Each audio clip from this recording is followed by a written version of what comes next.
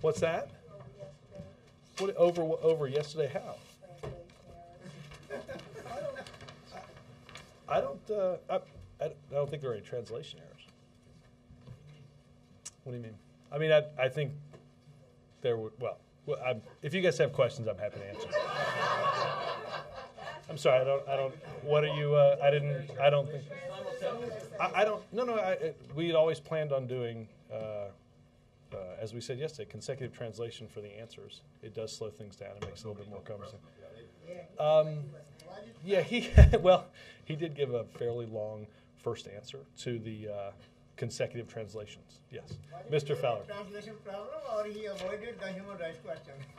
A better question for the Chinese. Well, I would say this. I think the answer that he gave, be it to Ben's question or to Hans asking Ben's question.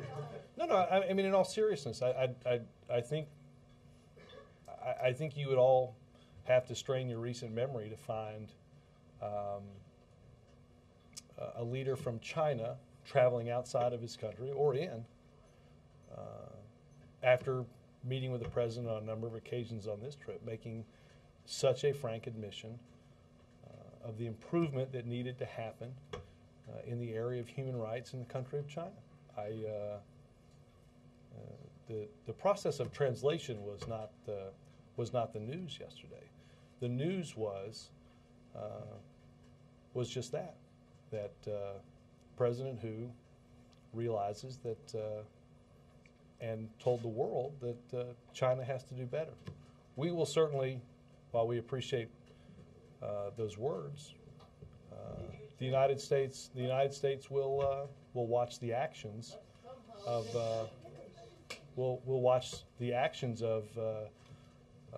the Chinese government to make sure that they meet the words that were spoken in the White House yesterday. Robert, I had a couple questions, and then maybe Hans can follow up. You've been waiting to use that for a good part of the. If I ignore it, Hans will just come right in behind me. So. On the staff changes related to the re-election campaign, yep. A couple points on that. Can we say now, or can you say from the podium, that the president is officially running for re-election? I think that will. I think it is likely that that's going to happen. Obviously, I will say this: I think, as the article says, the president's likely to file papers in the future that would officially make him a candidate. But I think it's safe to say, Ben, that the president. We've started and we've made some progress on getting our economy back in order, and I think the president wants to continue to do that. Will it be at the time of filing some sort of event do you anticipate? I don't know that the campaign is that far down the road in the planning of that. Patrick Gaspard going to the DNC. So who will be the main political voice here? Well, I think as the article says, the political office closes here. I think that's a matter of duplication and efficiency that makes a lot of sense to house that operation over at the Democratic National Committee. I also wanted to ask, as the State of the Union comes up pretty quickly here, if you could give us some sense of where that speech is, but maybe more importantly, assuming you have some sense of the broad themes of where he's headed, can you tell us about that? Well, I think broadly what I would say about the State of the Union is obviously this is a speech that will center around, and the great majority of the speech will be on the steps that the President believes our country has to take to continue that economic recovery, steps that we need to take in the short term that relate to jobs, and steps that we need to take in the medium and the long term to put our fiscal house in order and to increase our competitiveness and our innovation that allows us to create the jobs of tomorrow. I think you've heard the president. I think you've heard the president talk about certainly the notions of competitiveness and innovation a lot. Recently, he on a number of occasions has spoken about it in speeches. One that comes to mind is in December in North Carolina. I think many of the themes that you heard in that and other speeches on the economy, you'll hear again next Tuesday. Thanks. Yes, sir. Yes, sir. Thanks. First off, on foreign policy, any reaction to the news that South Korea had agreed to talk to North Koreans on military matters? Look, obviously, I think that is an important step forward. I think some of that comes as a result of yesterday's meeting here, that for the first time there was an acknowledgement by the Chinese about the North Koreans' enrichment program. I think following that, the Republic of Korea agreeing to enter talks with the North Koreans. Clearly, conditions were created yesterday that showed the Republic of Korea that China and the United States were aligned in dealing with the aggressions of the North Koreans. So I think it is clearly a positive step. And on the State of the Union, will the President raise the issue of the recommendations of his Deficit Commission? Without getting into a lot of detail, I think, again, spending and what we have to do to get our fiscal house in order is certainly going to be a topic that you'll hear the President discuss on Tuesday. Mark, I'm not want to get ahead of the President on his speech. Jake? We're at the 2-year mark for presidency, or at least for the first term, depending on what happens in 2 years. Where does President Obama think the state of his presidency is? Obviously, you're in flux. There have been changes. You have a new chief of staff. You're going to be leaving. Axelrod's leaving. Clough is in. You have a Republican Congress. Tell us about his thinking about how he sees this, not the state of the union, but the state of his leadership going forward. Well, Jake, I don't know that he spends a lot of time separating the state of the country and where he is in his presidency, because his task is the task that he has before him, and the task that he'll bring to the next 2 years is helping our economy continue to recover after the massive job loss and downturn of what happened as a result of the financial calamities that peaked in September of 2008.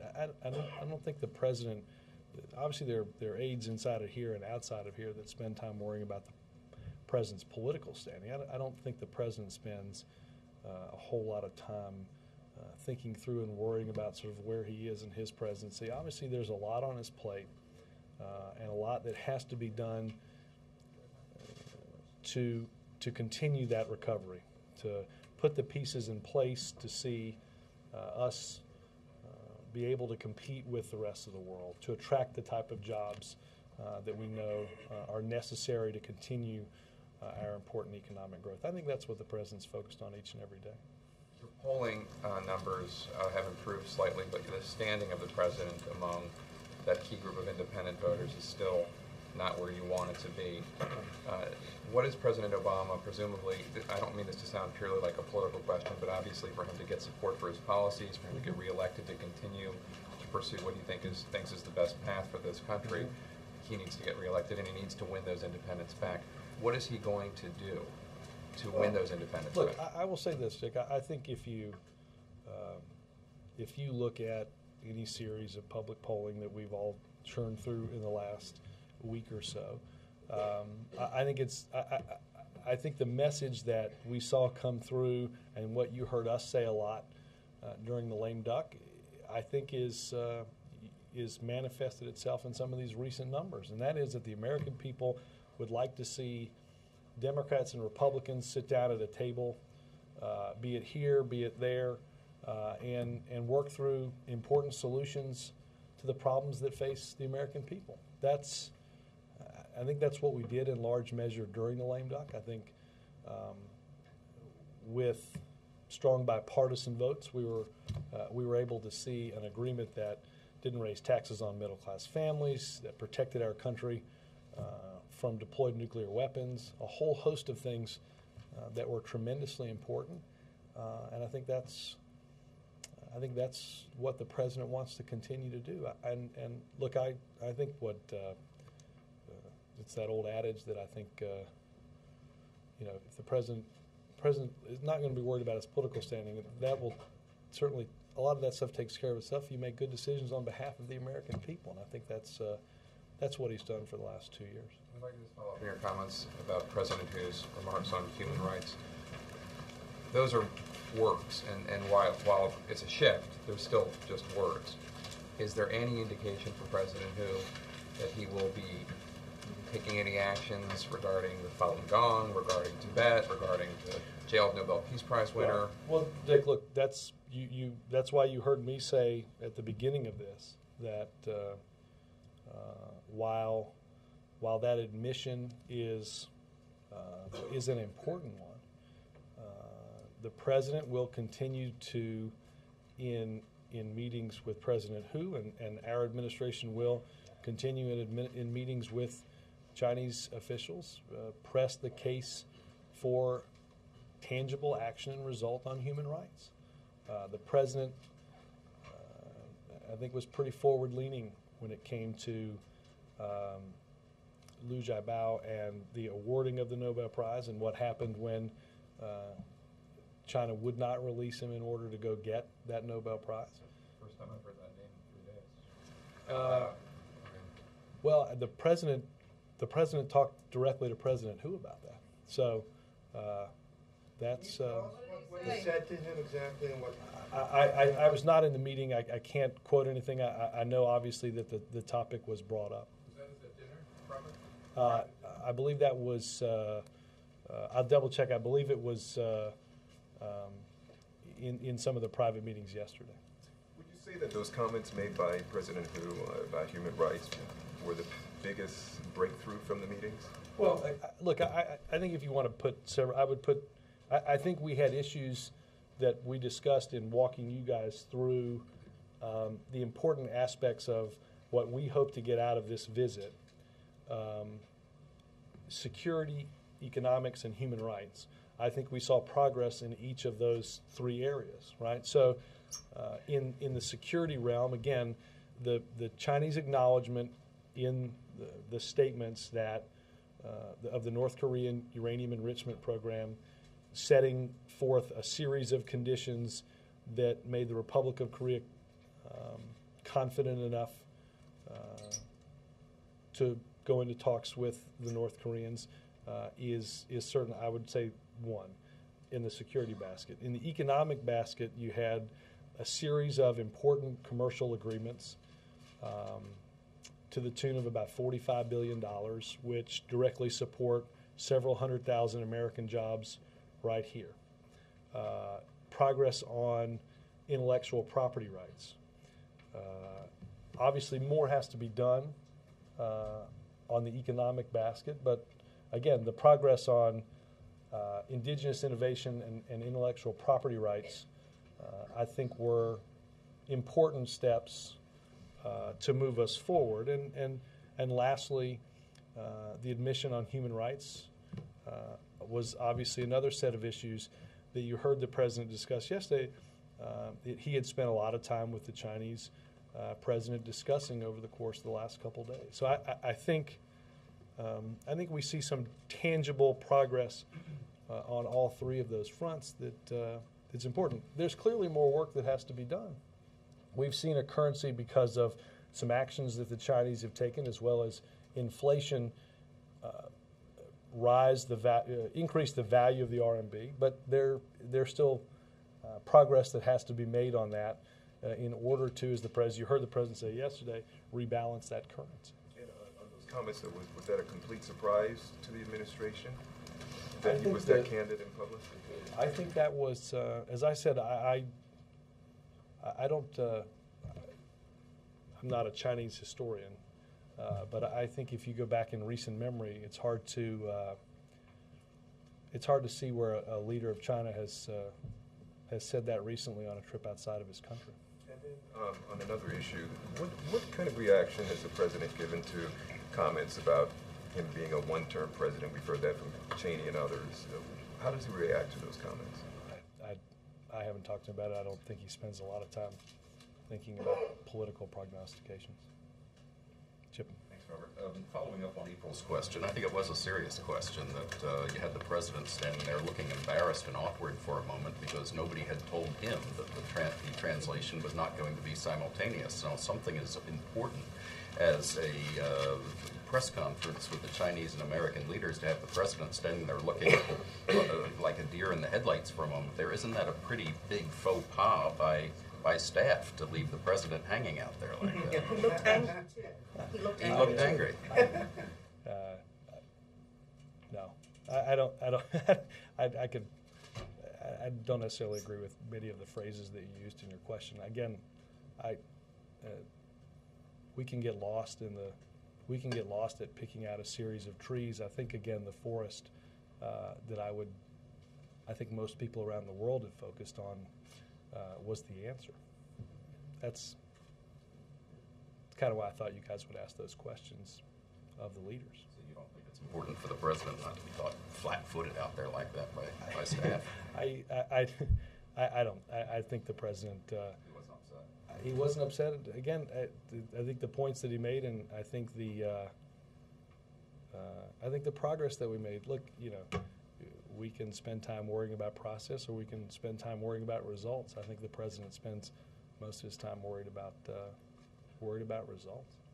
It was last week I just want to see if you still feel the same way, that you were a bit non-committal on the question of whether the president would deliver a big speech on health care reform at some point to explain that there's a new CBS News or New York Times poll showing that only 10% of people believe the bill's been explained very well to them. 56% believe it's not been explained well to them.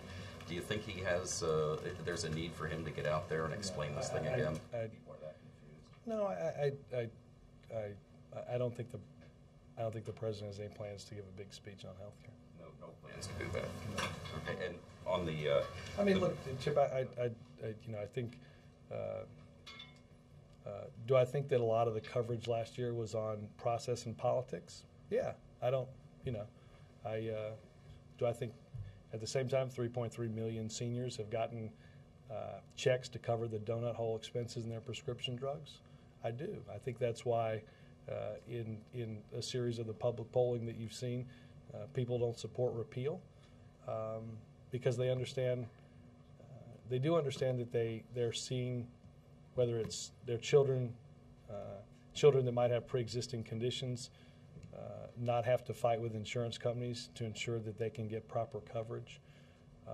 I think they understand that insurance companies are not in charge of making all the decisions anymore, and I think that's a good thing for our medical system. On the state, will he defend it in the State of the Union address? Thank you. I think that I don't know what degree to that is in the State of the Union. In the State of the Union, was it Peter's piece where he wants ideas that get him excited? Is that where that was? Yeah. Has the president, Peter Baker's piece, said, which I have not fully read. The president was quoted as having said that he wants ideas that get him excited, ideas for creating jobs that get him excited. Do you know if he's found any? Well, tune in around 9-ish on Tuesday. Come on, we like a little preview. You don't have to give us details. Do you know if he's found any new ideas? I can't do the translation. Do you know if he's found any? I'm looking. I'm pissed. I can't believe, Bill, I can't understand that. Wendell, do you have a question? What is the reaction to the House vote on health care? Well, I think I've gotten this question several times before. I think it's. The House actually voted, however. No, I don't think my answer changes. It was. I don't think it was a serious legislative effort. I don't think people in the House thought it was a serious legislative effort. I think the message, though, that those people that voted for repeal were sending were to put health insurance companies back in charge of medical decisions that have the ability to drop, deny, limit, or cap health insurance coverage. I think you got a pretty good example of who you think should be in charge of health care. Should it be patients and doctors, or should it be insurance companies? I think that was. I think that's what we've seen. I think again I mentioned 3.3 million seniors that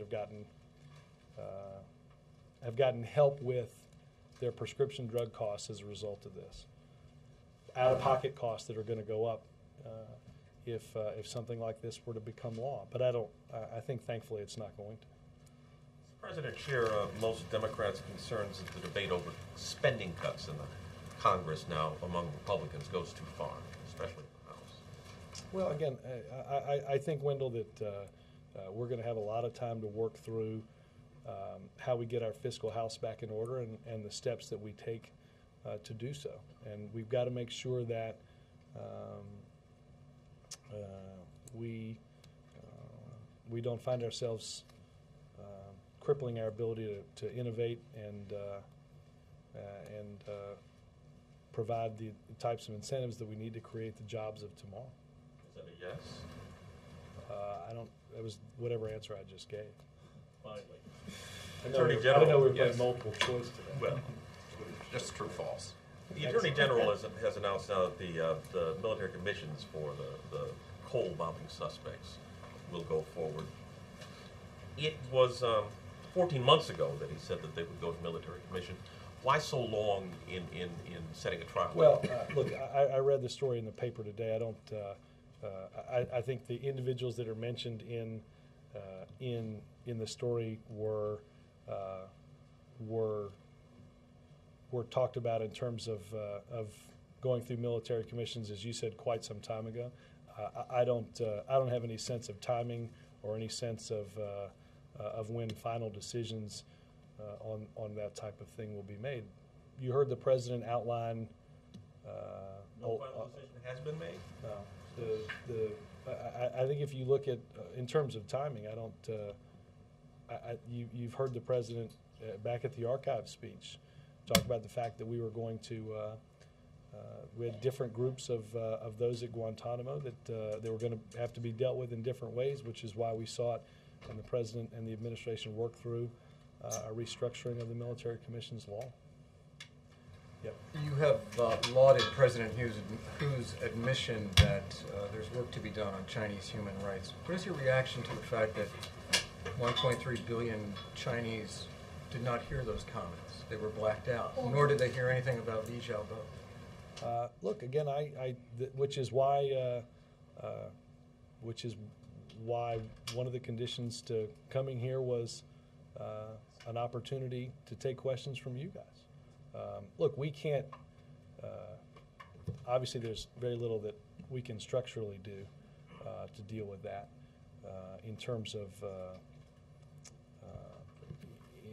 how they cover this visit. Obviously, they've got a very different governmental system than we do and a very different system on how leaders in their country are covered.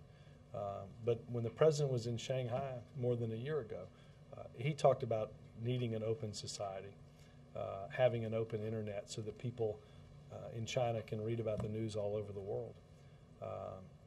The world heard the leader of China make that important admission, and the world will watch to see the steps that they take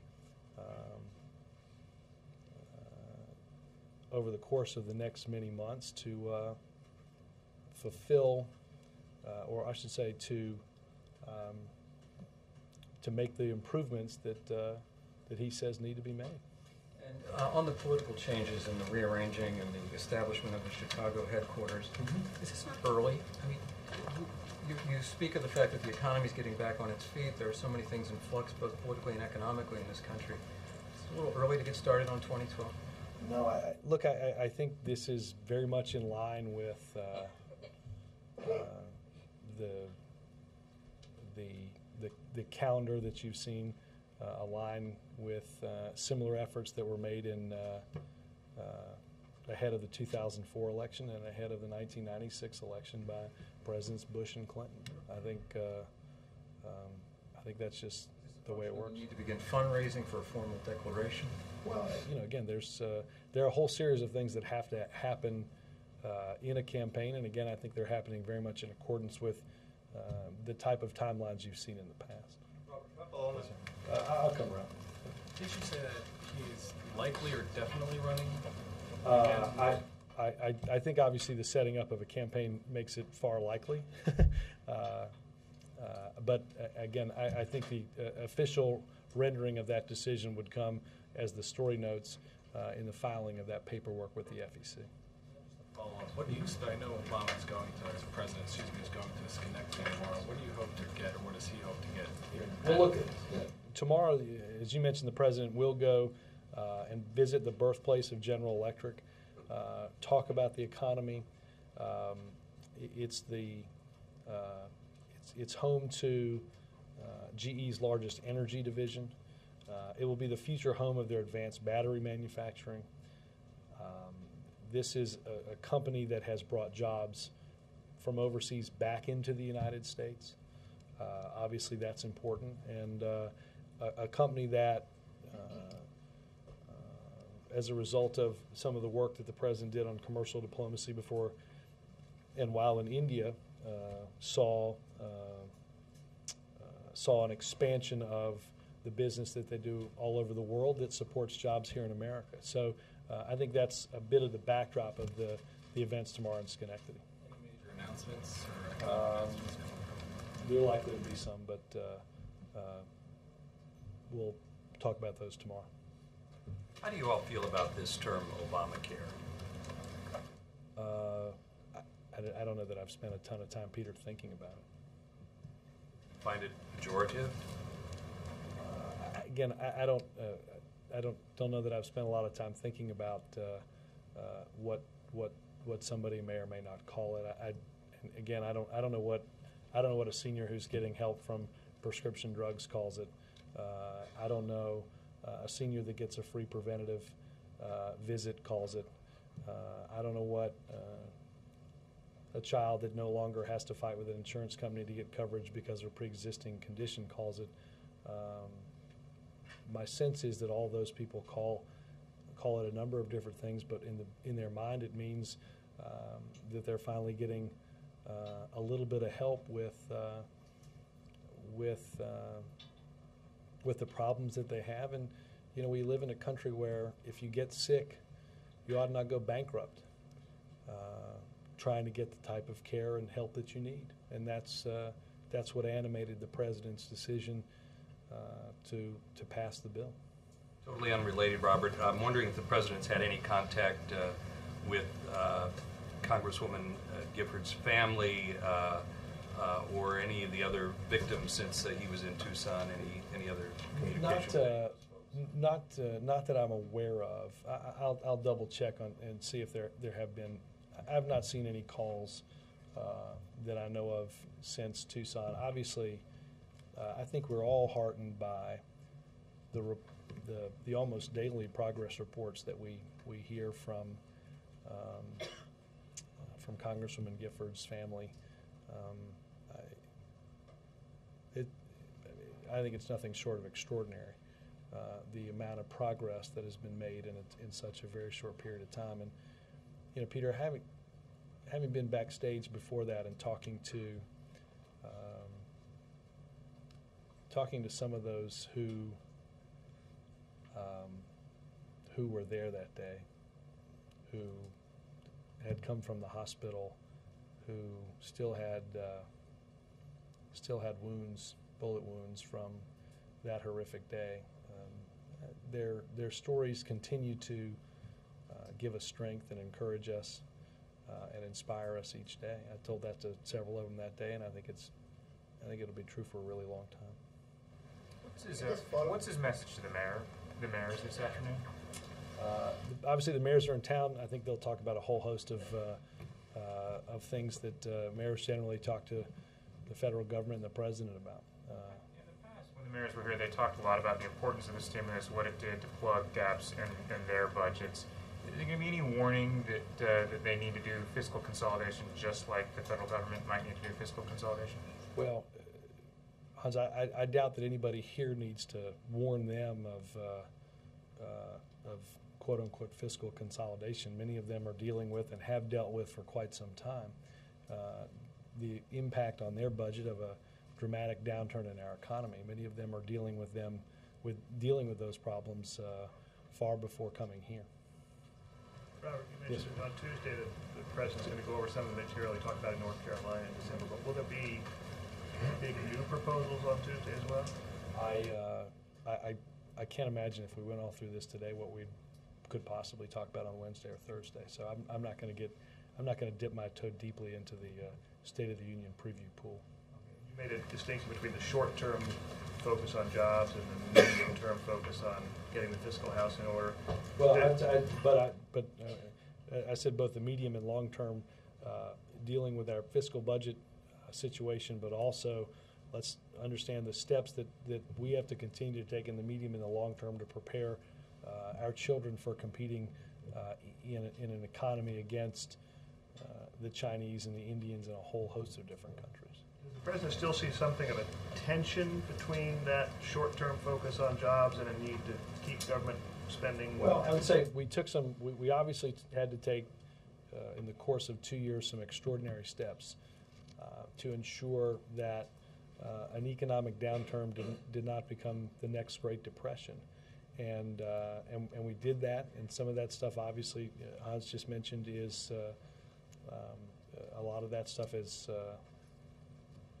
run its course through the Recovery Act. So, look, I think that the President wants to and will outline what he thinks is the best course forward to ensuring that we're dealing with a whole host of problems, including how do we grow our economy, how do we help and work with the private sector to create jobs, and how we get our fiscal house in order all at the same time.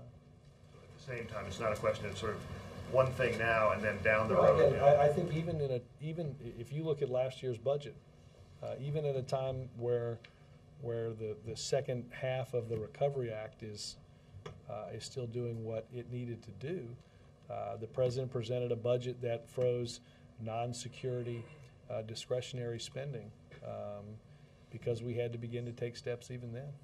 Perry?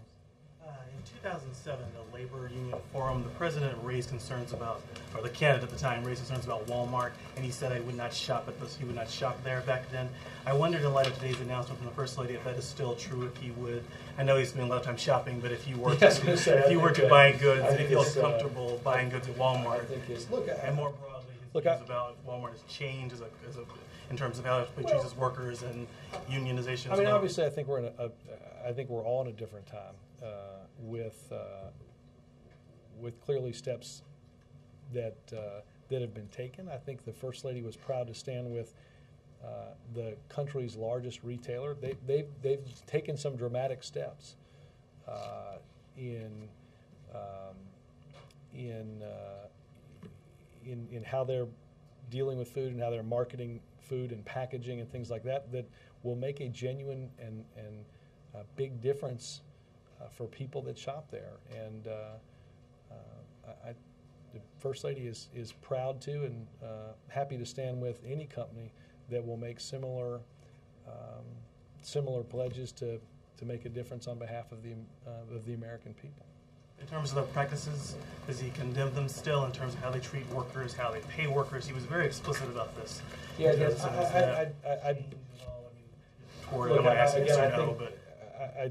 I guess the short answer is it's just lots has happened since 2007.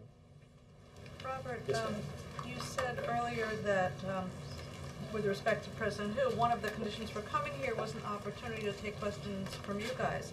Are you saying that the White House set a condition for President Hu's visit that he would have to take questions from American reporters? I was very clear in the planning of this that we would have a press conference, and the press conference would include questions from you guys. But we were clear to make sure that's what they understood was going to take place if they came. And was there any resistance to that? Not that I know of. I mean, I obviously did not deal directly with them on that, but in the pre-planning for this, this was something that we talked about, and not doing it wasn't an option. If you can remind me, since I wasn't on the President's trip to China, was there a press conference on that? There was. On that trip? Okay, a joint press conference with President Hu?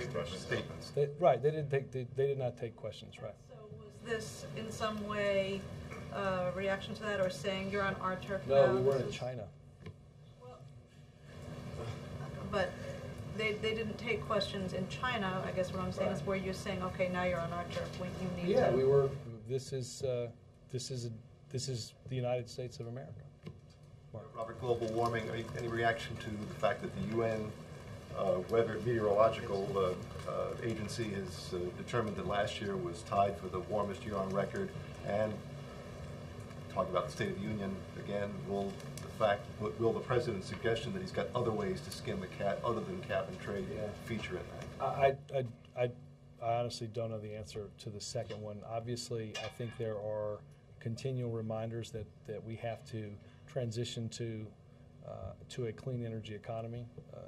Without getting into whether or not that's in the speech, obviously there are a number of different policy ways to do such a thing, whether it is setting renewable energy standards that create the type of market conditions where you see that transition. Again, there are obviously a number of different ways to do that. Does the President consider it a big issue still? Look, I think energy independence and the security of our planet are and will continue to be issues that we're going to have to deal with. And again, we more and more of our oil comes from, or our energy comes from places that are not here. That puts us at a disadvantage. We've clearly taken some steps to change corporate average fuel economy standards that lessen some of that usage of foreign oil. But I think there's no doubt that we have a lot more to do. The Recovery Act invested in wind and solar. The plant that we'll visit tomorrow will soon be home to GE's advanced battery manufacturing. As you see, car companies, both foreign and domestic, having success marketing cars that don't run on gas but run on electricity, and we're going to have to meet many of those challenges. Yes, sir. Thank you, Robert. Two questions. First is both President Obama and President Hu mentioned about the historic meeting 30 years ago by Deng Xiaoping, and how the White House evaluate this state visit.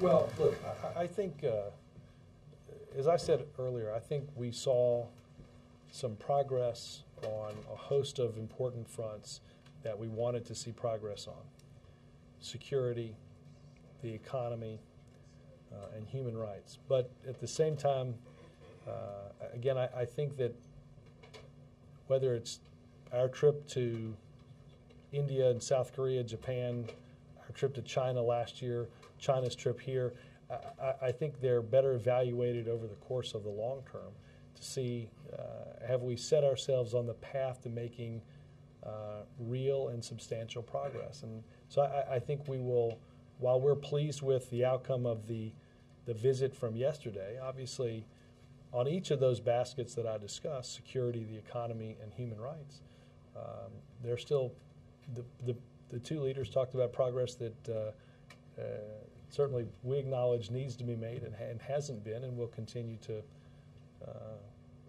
try to be a leader in seeing that happen. And also currency issue, you mentioned there are still a lot of work to be done. What's the next step? Well, the next step is with the Chinese in taking, continuing to take actions at a faster pace to deal with the valuation of their currency. Again, obviously, and there's been a decent amount of coverage on this, there's actions that you take to change the valuation, and certainly inflation gives you some real impacts too that that indicate there's been some changes, but again, as the President said, I think on a couple occasions yesterday, not quickly enough. Yes, sir. One of President Obama's campaign promises back in 2008 was passage of the Employment Non-Discrimination Act, which provide workplace protections to gay and transgender Americans. Is this something that the President expects to see passed over the course of the 112th Congress, at least in the Senate, where Democrats still have control? Well, look, I think there's a whole host of things that the President has made part of his campaign. We talked about DOMA a few days ago, ENDA, and other things that are important. to build off the progress of repealing Don't Ask, Don't Tell. I think those continue to be priorities of the president's, and we will certainly work to make progress on those fronts in obviously a much more challenging Congress over the course of the next 2 years. But in the Senate, where Democrats still have control, is the expecting passage of the Employment Non-Discrimination Act? Again, I think you'll see the president continue to push on a whole host of those issues. Just two more questions. Does the administration see value in passing ENDA in one chamber of Congress to build momentum for complete passage at a later time? Well, yeah. I mean, look, I think there's no doubt that, look, whenever you get something done in one, you're closer to certainly seeing it come to fruition. So, yes, obviously. Will the president address ENDA in any context during the State of the Union address, perhaps with the jobs bill? I'm not going to get into previewing State of the Union today. Yes, ma'am.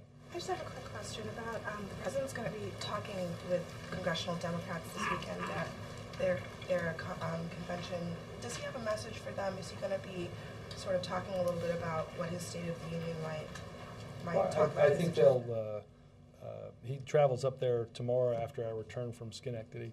I think he'll have an opportunity to talk to them about the challenges that lay ahead and what we have to do, many of the themes that he'll outline in the State of the Union.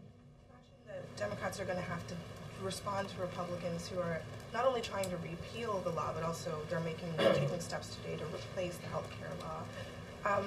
Is he going to? I did notice they passed an almost 1.5-page bill. Yes, yes. Many of which I find it's interesting. Many of the goals that they espouse in that bill are the current law of the land, like ensuring that people aren't discriminated because of pre-existing condition. That actually exists. It's called the Affordable Care Act. So you're not at all, concerned about this effort to actually propose an alternative and the consequences for the... I am happy that several years later they've gotten around to what they might do. I think all of you must be anxious to know what they're going to do. I think they have set forth some exceedingly lofty goals, again, most of which are currently embodied in the law of the land. But yeah, I'm happy for them to take a spin and tell us how they'll do what they passed today. I would suggest too that as they talk about making some progress in the deficit, they deal with the Congressional Budget Office's indication that the action that they took just yesterday adds a couple of $100 billion to the deficit. Now, keep in mind, this was a CBO that while we were going through the process of health care reform was the be-all and end-all of the scorekeeping. Then when that same CBO, headed by the very same person, discussed the very same topic of the impact of the deficit on health care reform, all of a sudden, well, that can't possibly be right. That's not true. So I do think it is important to underscore that the first legislative action that Congress took was to repeal a law that helps seniors and helps families and added a couple of $100 billion to the deficit. I'm not entirely sure that in the run-up to the 2010 campaign, they spent a lot of time talking to seniors about raising their out-of-pocket costs on medical care and prescription drugs, or talked about adding a couple of $100 billion to the deficit. April? Robert, on issues of gun control, former Vice President Dick Cheney said that he could see some sort of more restrictions on semi-automatic weapons, semi-automatic handguns. Is this administration going to navigate through the steely, tough waters of gun control in the wake of what happened in Arizona? April, I don't have a lot to add to what I've said, I think, on a couple of occasions in here on that, and that is I have no doubt that there will be proposals offered as a result of different circumstances that have happened in Tucson, and the administration will evaluate those proposals. Do you agree with what the former Vice President had to say on semi-automatic? Again, I think we're looking through some of those proposals. And also, back on China, but on a whole other issue, on issues of unions. The issue of what? I'm sorry. Unions. Okay, they have unions in China. No, I just sometimes I can't. Lost in translation. Sometimes I can't hear. They have unions in China. Did they discussed that issue there, particularly the first union in China was Walmart. Let me ask some of our guys whether that's a topic that came up. I honestly don't know the answer to that. On a completely different subject, what are the president's viewing plans for the NFC Championship game? I think he's going to do like he did last week. Well, last week obviously went to play basketball with the girls and came back a little after kickoff. They had some staff, and the president watched most of the game over in the theater. I think the president plans to do that again, and I think we've given this to a few papers in Chicago and Wisconsin. The president's prediction that the Bears will win the game 20-17. Has he made any bets? Not that I know of. No. And will he still go to Wisconsin should the unthinkable happen? Yes, we're still planning a trip to Wisconsin. I might have just complicated the questions you started with, Ben, on the political effort by predicting the team in Wisconsin not doing as well against the team in Illinois. So, it's not a hypothetical. If they lose, he won't go. No. Of course he's going to Wisconsin. Of course he's going to Wisconsin. I think the president hopes to have his team playing there. He plans to go. I will say this. I'm a very this is superstition. I will answer this question on behalf of him based on superstition. I think all of that is way getting ahead of yourself. Not nearly as much as I am. Yes, sir. Robert, I'll take a stab at this. In the State of the Union address, the president, no doubt, will remind Americans that we have troops on the ground in 2 war zones. Will he, though, at the same time try to get the American people and the Republicans behind the idea of maybe pulling back on defense spending, considering everything else he may mention in terms of reducing spending? You know? Well, look, I think it is safe to say that we are going to see, or going to have to see, a tightening of the belt around everything the government's doing in order to make progress on getting our fiscal house in order. The Secretary of Defense, Secretary Gates, has taken some steps on procurement reform and taken some steps to cancel weapon systems and programs that for quite some time the military itself hasn't wanted, despite the fact that Congress might continue to fund it. I think those type of efforts have to happen because we can't see taxpayer dollars wasted on anything. But the American people may not know about like a strike joint fighter debate over an engine kind of thing. Should the president maybe point that out in a State of the Union address? Well, I without getting into what may or may not be in there, again, I think whether it's in the speech or not, it's something that the president and the secretary will continue to work on. Stephen?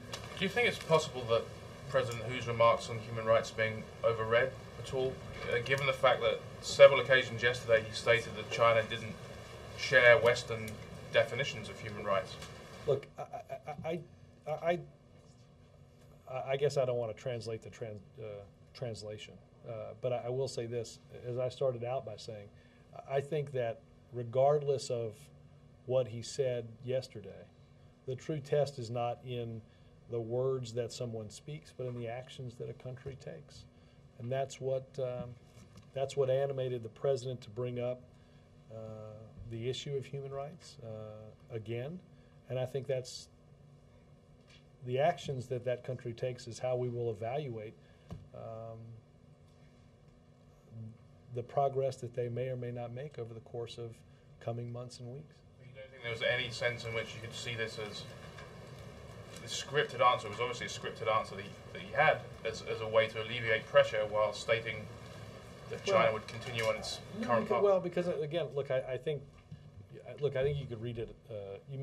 Maybe you can read it several different ways.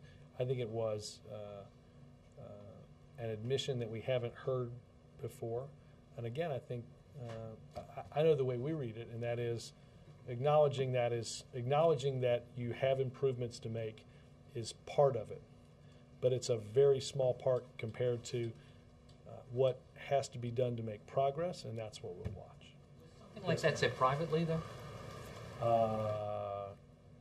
Again, I was not in some of the private meetings, but go ahead. Thank you. On Guantanamo, Robert, with the reports that the administration is likely to start military trials in Guantanamo, what does this mean for the administration's efforts of moving some detainees back to either their home countries or host countries, and does that have any effect on the administration's talks with these other countries? Well, look, I think that, look, let me, at the beginning of my answer, acknowledge, obviously, there are some prohibitions, legal prohibitions now on some transfers that I think you've seen Air commenting on in the past. We will continue the process of going through who is there.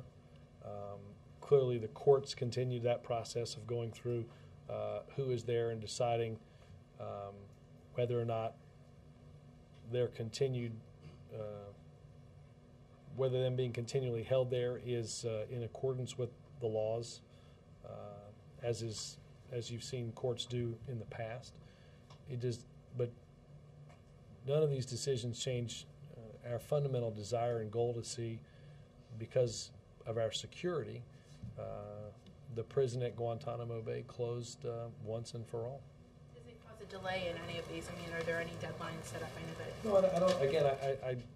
Again, I'd point you to the fact that the individuals that were named in today's story were the same three individuals that were talked about to be tried as in military commissions quite some time ago. Thanks, Robert. David? Let me follow up on April's question for a second.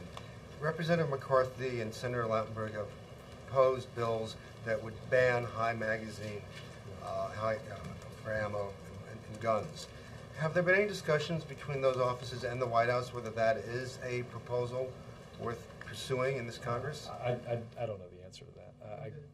I don't know what specific conversations have been had. Given the President's previous positions on banning assault weapons and in favor of some gun control measures, is this something that you think he'd likely support? Again, I think we're looking through different proposals, the proposals that you mentioned and others, and we'll evaluate them based on those events. And is there any possibility you're going to be proactive and propose something of your own? I have not heard anything particular in here. Robert, Yes, the President's poll numbers have been moving up fairly steadily. I think he's at 50% of the average for the first time in a year. To what does the White House attribute that? Well, again, I think that I think I said earlier that I think what the American people said in the election was they wanted two political parties to be able to work together and make progress on issues that were important to them, particularly economic issues. I think that's what they saw. I think that's what they saw during the lame duck session. I think that's. I think that was a productive time. People saw Republicans and Democrats working together to make sure their tax rates didn't go up. So I think there's some obvious benefit to doing that. Thanks, Robert. Sam? Thanks. Just back on the re-election real quickly. I'm curious, the President said right after midterms there'll be plenty of time for the next election in 2012. I'm guessing, I bet my paycheck he's going to end the State of the Union call for rising above politics and doing the work of the country. Why announce the re-election? How much is your paycheck? It's not working. It's not working. Able to change a few lines just to. Sorry, I hadn't. You did better off the Auburn contestant. But I mean, I'm curious. Why announce this now? Doesn't it complicate the State of the Union? Why not wait a week? No, because Tim, I think it's important to understand. Just because the president sets up the machinery of ultimately running for re-election does not mean that you're going to see the president doing a ton of political re-election events. That's just the nature of the way these things work. Is you got to have you've got to set up a legal mechanism by which to begin to fund something like this, you have to get people in place. You saw the quotes in the story that this will be located in Chicago and focus on the type of grassroots effort that we saw in 2008. That doesn't mean that the president is going to spend a whole lot of time worrying about that. That campaign's going to be run by a group of people in Chicago whose jobs will be to worry about that, not the president's. I also wanted to ask, the Vice President sent out an email to supporters today in which he says that this White House has accomplished more in the first 2 years than any president since Roosevelt, I guess FDR. Is that the administration belief? I'm not going to contradict the Vice President, that's for sure. Bill? Robert, I would say it's a big deal. Go ahead. What type of It's kind big of a deal? slow group today. Come on, guys. It's I know we got the post-China blues, but come on, a little help here. Yes, I was going to say. Well, that would certainly liven things up. We'll insert the adjective. Robert, I don't have to remind you that Senator Lieberman endorsed John McCain campaign for him and said that Barack Obama wasn't prepared to be president. Is the president relieved to see Joe Lieberman out of the Senate? Look, obviously we had a little disagreement on the 2008 presidential campaign, but I think Senator Lieberman is, take the most recent the progress that we were talking about that was made in the lame duck. I think obviously Senator Lieberman is somebody who, while having disagreements with this White House and with Senator Obama when he was in the United States Senate, clearly played an important and instrumental role in rolling back something that he and the president shared, a belief in the injustice of don't ask, don't tell. So I think that obviously Senator Lieberman made a decision, as he said, to go on and do something different in his life. And while we haven't agreed with him on every issue, I think clearly there are a whole host of issues: energy independence, don't ask, don't tell, a whole lot of issues that the president was happy to see Senator Lieberman's leadership and support on. Did they have a get-together where they just said, okay, let bygones be bygones and move forward together after the election? I don't look. Look, I think there were obviously opportunities. Look, I don't think the president needed to have some air-clearing moment. People are free to make decisions. Senator Lieberman was about who to support for to run for president, but I don't think anybody here spent a lot of time thinking about that. In fact, there were some who thought maybe because of that, Senator Lieberman wouldn't be the chairman of the committee, and that was not a view that we held. Yes, sir. I was wondering if the president has been briefed on what appear to be impending global food shortages as a result of aberrant weather in Australasia, South America, and South Africa. I'm not aware of whether he has been or not, but let me see if that has either come up in an NSC meeting or in any of his economic daily briefings. Let me go back here. Yes, ma'am. There was an arrest in Canada last night of a guy apparently plotting to kill U.S. soldiers in Iraq, and this is the latest of several terror-related arrests with a Canadian connection. I just wondered, is the White House growing concerned about Canada as a possible terrorist haven? Are there any? Well, let me ask NSC. I don't have any guidance on that, but I'll get something from NSC. Yes, ma'am.